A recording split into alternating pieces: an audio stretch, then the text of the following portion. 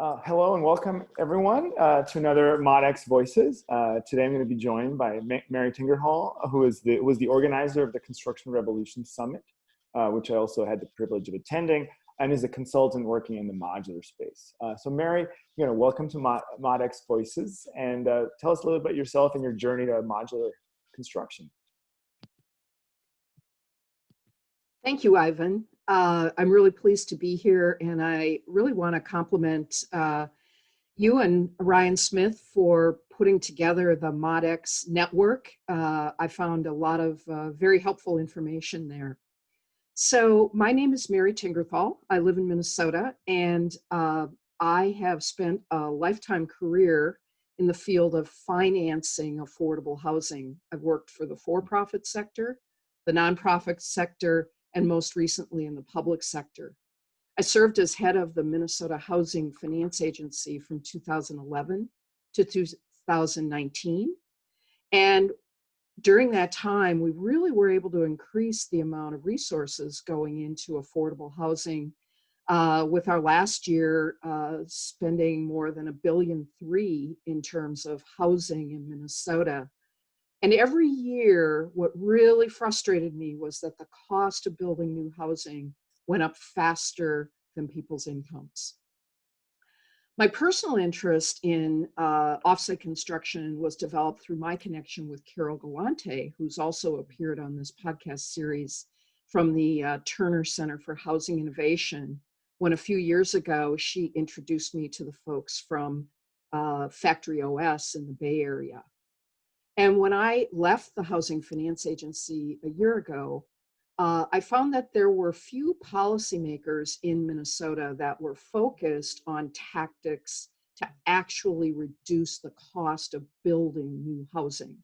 And I decided I'd like to spend some of my personal time pursuing that goal. So why was it sort of ripe for Minnesota to start a conversation about offsite construction? Well, the shortage of housing that's affordable is a big topic of conversation in Minnesota. It's been getting harder and harder every year, with more and more families not able to afford housing. And Minnesota housing construction, like many other states, just has not kept pace with population growth since the Great Recession. Since 2010, our population has grown by more than 200,000 households, but we've only built a little more than 60,000 housing units. And that has the effect that the cost of housing has gone up faster than incomes, and those shortages are driving up both rents and house prices. The cost to buy a house since the last 20 years has gone up by more than 30%. And in a single year in 2018, rents went up almost 5%, which was twice the level the previous year. So a lot of people started to get concerned. And prior to the pandemic, 90% of builders in the Twin Cities area were reporting trouble finding skilled labor. So in 2018, which was my last full year as the head of the Housing Finance Agency, our governor called for a bipartisan housing task force to put together recommendations across a broad range of housing issues that could move into the next administration. And in that report, we called for increasing annual production in Minnesota by 10,000 more units each year for 5 years in order to catch up with the shortage. And had we achieved that goal, that would have meant 50% more units being built than had been the current pace. I'm sad to say that with everything that's happened, we are not yet achieving that goal. It also called for Minnesota to lead in introducing innovative construction techniques to drive down the cost and produce housing more efficiently. And as many people watching this know, offsite construction is one of the few things that really has the potential of doing that.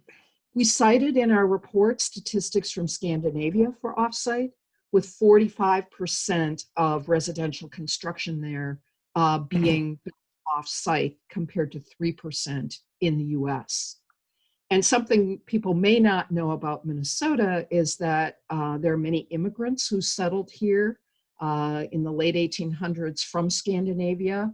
And there's some comparable things about weather and size and culture that makes Scandinavia a place that Minnesotans often look to for inspiration. And we're fortunate in Minnesota that there is broad bipartisan support for more housing that's more affordable for more households. So I found myself last year asking, how can we start a conversation about offsite construction in Minnesota? And I proposed the idea of a by invitation convening of players from across the development sector to determine what the level of interest might be. Was I the only one, or were there other people in Minnesota who really wanted to learn more about the topic? I pitched that idea to a local foundation to get enough seed money committed that I could then pitch it to a broader audience. And we set a goal of having at least 10 other funders that would help us put on this convening. We decided on a name, the Construction Revolution Summit, and that really seemed to capture people's imagination. One of the most important things we did was assembled an advisory group, again, from across the development sector, architects, engineers, developers, lenders, et cetera, to help us design the convening, recruit speakers, and develop the list of attendees. We also assembled a small core working group to handle the logistics of the convening and make sure it all came off well. We carefully built the invitee list to ensure a mix of players from all parts of the development spectrum, so we didn't end up with yet another convening, which all too often we have in the development sector, that had just the usual suspects. And I'm pleased to say that I think we really accomplished a great mix where there were many people at the convening who had never met before and were interested in learning from each other. We designed a convening that was more than just about talking heads. And one of the things we were most excited about was an action planning session in the afternoon. We have 3 Minnesota companies that are already engaged in offsite construction, as well as speakers, including Ivan from across the country. I'd like to say that the Construction Revolution Summit was a success. We had 140 attendees. We had some pretty decent media coverage, and people met each other. And the most important thing from my perspective is that those conversations are still going on. So with that, I'm going to send it back to Ivan to see if you have some questions about what we are doing now. Great. Well, thanks, Mary. And again, I really enjoyed the Construction Revolution Summit. And actually, to the viewers, I think one of the reasons that we have Mary on today is we want to know more about what's happened. But we also we like to focus on tactics. And it's important saying that, in the last 10 or 15 years, there's been a resurgence in interest of offsite construction, but the focus has often been technological in terms of new equipment. And one of the things that was really exciting about the Construction Revolution Summit and what Mary's been doing, and what we're going to discuss a bit in more detail, was the kind of interdisciplinary approach, the focused approach, but also something that was very much focused on results that were regulatory as well as a way of directing the private sector. And so I think that's something that's unique. We've seen, Ryan and I have seen successes on a city scale. Going Mod was a very successful initiative in 2009 in Philadelphia. And before that, Philadelphia had no multifamily modular, even though it was next to a big pool of manufacturing. Now it does. We saw some successes in New York City. We've seen successes in Seattle, but at a state scale, I think it's important to note that this is really one of the first attempts to think about it at this scale. And I think it's a very important model. And we really hope that this could be a model for other states. I think it's a good scale to deal with. So maybe to start the conversation again back to Mary and what's happened since. we know that, COVID happened and some things have not gone the way that we would maybe like them to, but there was definitely a feeling in the room in the fall. There was major buy-in across the board. Who were some of the champions that walked away from that meeting that maybe weren't champions of modular or affordable housing? Were there people that were changed? Were there groups that you felt collaborated better, particularly within Minnesota? Yeah, it's a great question, Ivan. And I do want to say that one of the things we committed to when we went and looked for corporate sponsors for the summit was we promised them that there would be a published report from the summit and an action plan. And I'm pleased to say that we just posted that report on the Construction Revolution website. And so it is out there free of charge for anyone who wants to take a look in a little more detail at the work we did. But what I would say is we have really heard from a number of different sectors. There are some of the usual suspects that maybe were a little more skeptical when they started out. But some of our major construction companies, like Ryan Companies, that operates regionally, is just starting the construction of 3,800 housing units on a site in St. Paul, fairly unusual project, of which 760 of those units will need to be affordable housing units. That had a real interest for me, and I've had some great conversations with Ryan Companies and traveled with them to see the Skender factory in Chicago, and also have been in conversations with them about Rise Modular, which is now open factory in southern Minnesota. But some of the other folks, I did a presentation for the Minnesota Multi-Housing Association, which is a lot of the bigger rental property owners back in in May. They had their annual conference, was virtual this year, and they asked me to talk about offsite construction there. And also we're excited that ULI Minnesota has shown an interest, and we're talking with them about connecting with their resiliency council. And I know that ULI is active in many communities, and we're hoping that maybe our connection with ULI can spread that conversation. So those are three that I'm pretty excited about. No, that's great. And the first example, I think something we've seen in our research, and McKinsey also included in their second report, which is more focused on modular. There's sort of a magic number in terms of units that a factory needs to have some confidence about investing either in a new space or in upgrading. And it's somewhere in the 1,000 unit ballpark. And we've seen that, and so 750 is close. We've seen that in New York.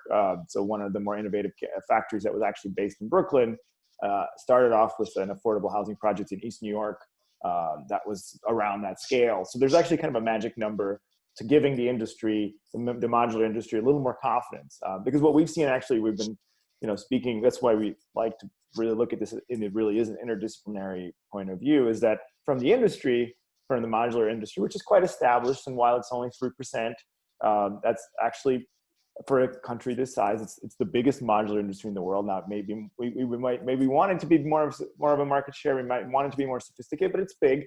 Their issue is, the factories are always concerned about increasing capacity or quality or capability because they're not sure about the kind of consistency. And so that's the one side of the conversation. On the other side of the conversation, as you pointed out, there's a real need for housing across the board, and nothing's changed that. And so it seems like a chicken egg situation about how we move that forward. How do we create knowledge? How do we create confidence in the industry and outside of it to support it? And then how do we create knowledge within the public sector? And then also in broadly speaking in private finance to say, well, this is both innovative, but I think also something that's known. I think that's been another problem in the US, is that we want to present this as an innovative approach, and it is for us. On the other hand, as you pointed out, Sweden and other places, we ourselves in the US have been using this approach for quite a long time, for 40 years. So do you see that something in Minnesota? How do you balance those two needs, the needs for for kind of consistent demand on the one hand, and the need for affordable housing. Do you think which one of those needs to start first? How do we balance those? How do we balance the needs of the industry to grow and the needs that we all have to have affordable housing? Let me just comment on your 40-year comment. Minnesota actually has a number of very successful manufacturers that have worked in the single-family field. One of the companies that spoke at the summit was Dynamic Homes. That's been in the business for more than 20 years. And Frana Construction has had a panel plant, not closed panels, but open panels. And they use that in their construction every day and have done that for more than 20 years. So we're not strangers to offsite construction, but I would say the big change that I have felt is the possibilities that have opened up for using modular in multifamily housing. That's the bar that we had not yet crossed. Dynamic has done a couple of buildings now, and Rise Modular really went into business because they believed that there was a missing part in the supply chain in the Midwest for that multifamily and hospitality building. Now, you asked about scale, and I would say certainly folks I've talked to have had looked to the hospitality industry as being a complementary source of sort of units that could marry itself very well with the residential demand. And sadly, since COVID, that's very much on the back burner, at least for a while. But the decision by Marriott to make a commitment to modular certainly did make more people sit down and kind of pencil out the numbers to see if that might give them the extra confidence that they needed. I honestly think that it's a slow sell-in into the residential sector, and that it really does need to be across the board. It can't just be affordable housing. And I understood that going in. That's a great point. But I do think that if there are major construction firms that will step up and say, we think this is the future, we think that this is the way to go, and especially with a project like the Ryan project I mentioned, that can be the catalyst to finally get past that magic tipping point. Great. Well, and I think with that, I think there's maybe two related questions with your experience. One, if a state, like Massachusetts, for example, where I'm based, or even California, were to undertake something similar, do you have any advice for other states where where affordable housing is an issue? How do you bring people to the table? Are there some takeaways or tactics that you've developed through your experiences that they might be able to use? Yeah, that's a great question. What I would say is that the technology isn't the hard part. I kind of walked in and say, oh, wow, it's great that there's now all this technology that lets us do modular. Well, that's not the hard part. It really is all of our systems. And I come at this, I'm not a construction person. I'm a finance person. I've been a finance person my whole career. And we've built up over the years a set way of doing things, a set way of financing projects, a set way of the way we take, that we manage our risks from a financial standpoint. And we also have a set of local codes, et cetera, that all are accustomed to having housing built on site in a particular way. And so if you try to say, well, you can have these potential cost or time savings that will pay off in the long run, you still have to convince a number of parties up front that there are ways to manage their risks that make it worth taking the bet that they're going to have cost or time savings in the long run. And it's like, why should I be first? Why should Right. I take that risk first? Because I'm not so sure that it's worth it. Right. And so I would just say to others, bring those other parties to the table Table. from the very beginning. Don't just continue to have a conversation among architects and developers and construction people. You really do need to bring in those other parties Mhm. because they can definitely be very good at saying no. Right. Um, Through their and entrenched views of whatever they've been doing for so, and with good reason. right. So, So, what you'll see if you look at our action plan uh-huh. is that there's really very little there about technology. Right. It's really more about the potential for a pilot program Mhm. or about working with local government officials so that they understand the really very positive building code environment that we have in Minnesota Right. that really is very accommodating to local officials, but they don't know it, so they Mhm. don't realize it. Mhm. And really working, our number one priority in the action plan is to bring together multi-sector Mhm. cohorts Mhm. to Mhm. work on specific projects and capture those learnings. So it's not just a matter of somebody finally gets brave enough to do a project, they learn a lot of stuff, but there's no way to share it. That's right. There's And no so transfer of knowledge. Yeah. Yeah. we're really trying to structure for the projects that do decide to go first, we're really trying to structure a framework that will allow us to capture those learnings so that the next person can frankly look it up and say, oh, that's how they did that. That's how they got that bank to the table. Mhm. That's how they got that kind of support from their local Mhm. officials by Mhm. doing these simple steps. Because Right. the steps themselves aren't complicated. They happen in a They're different different. order, Yeah. and they sometimes are unfamiliar. And so, if people don't see the reason to take the risk, they will just decide, I'm just going to keep doing it the way I've been. Right. Yeah. So now, and I think that's really again what I found is very refreshing. And last fall was the kind of clarity, and then the ability to translate across different silos in a way was very refreshing too. And understanding things that like it's not about necessarily lowering the cost of construction; it's about lowering the cost of housing delivery, which means which really means inspections, which really means financing. It's a much broader set of issues than looking for a new technology to lower the cost of construction, which it can do, but it requires a different framework, different support. We like to use the word nurturing instead of disruption too. Ryan and I've decided that disruption is just this kind of macho phrase that people throw around that hasn't gotten us very far in this industry. And in construction and in housing, we need a little more nurturing before we can be disruptive. Actually, we need to build up these kind of coalitions or nothing will really happen. Maybe as a closing comment though, one other, so we've seen some great things, Ryan and I have seen some great things happening in cities. You've given us an exciting model for the state scale, which I think is important too.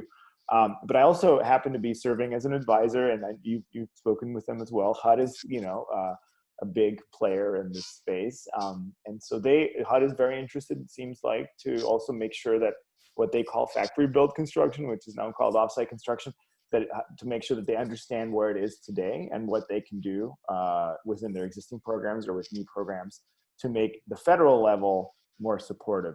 What if you had, maybe is there something you think HUD can do or things that HUD can do at a federal level that could assist Minnesota, but they could also use Minnesota maybe as a model for other states, or really what are other maybe federal initiatives or programs or pilot projects that can help us not just make modular more de-risk modular, but really again like get us to more affordable housing, whether it's market rate or whether it's a quote unquote affordable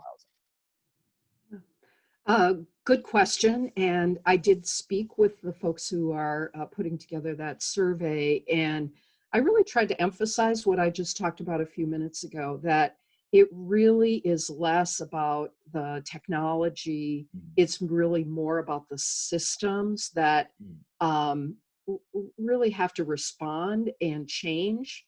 And it doesn't have to be cataclysmic change. It can actually be pretty logical. So I did try to share that knowledge that we learned from the summit. I think the other thing that would need to really happen, since HUD provides some financing, but most of the dollars that flow through HUD are um, more supportive of housing that already exists, which is a really good thing. That needs to happen. But I think translating that to their sister organization, the Federal Housing Administration, FHA, which does a tremendous amount of lending, particularly for affordable housing, and also to Fannie Mae and Freddie Mac, who really set the standards for the lending to housing development. And they are quite powerful in terms of what they convey or encourage their lenders who originate the loans to actually do. And so I think HUD could play a real role in coming out with certain guidelines that would allow those lending entities to really have an impact in the way they set their guidelines. I know they've done some of this work in the past with regard to other energy efficiency improvements, for example. Yeah. And it's hard to overstate how important some decisions by those national agencies can really be in an industry that ultimately needs to find financing for the housing that's being built. Right, and it's this kind of key, the term we hear a lot is de-risking, really. Even though it's something that has some familiarity, modular it requires a different financing structure or a different sequence, and some of those things, just having a kind of federal terminology, that was one of the things that we even found in our first meeting as advisors to this group, was that even the terminology is a bit out of sync, and which is a big impact in finance and in terms of permitting. Well, Mary, I really appreciate you taking time to speak to ModX today, and also I really hope, actually, one of the things we're discovering, Ryan and I, through these interviews and discussions, is that, as you use the word tactics, that there's beyond the kind of technology and beyond issues of design, there's other kinds of tactics of financing, tactics of permitting, tactics of coalition building that are starting to merge. And we're hoping in the future to bring you back to discussions, for example, with Carol, who has a different experience with crossing the public-private boundaries in California, others who have maybe had successes, and really kind of starting to pool even this knowledge further. So we hope to have you back. But both as individually as well as a group voice in another installment of ModX Voices. Thank you, Mary. Thank you, Ivan.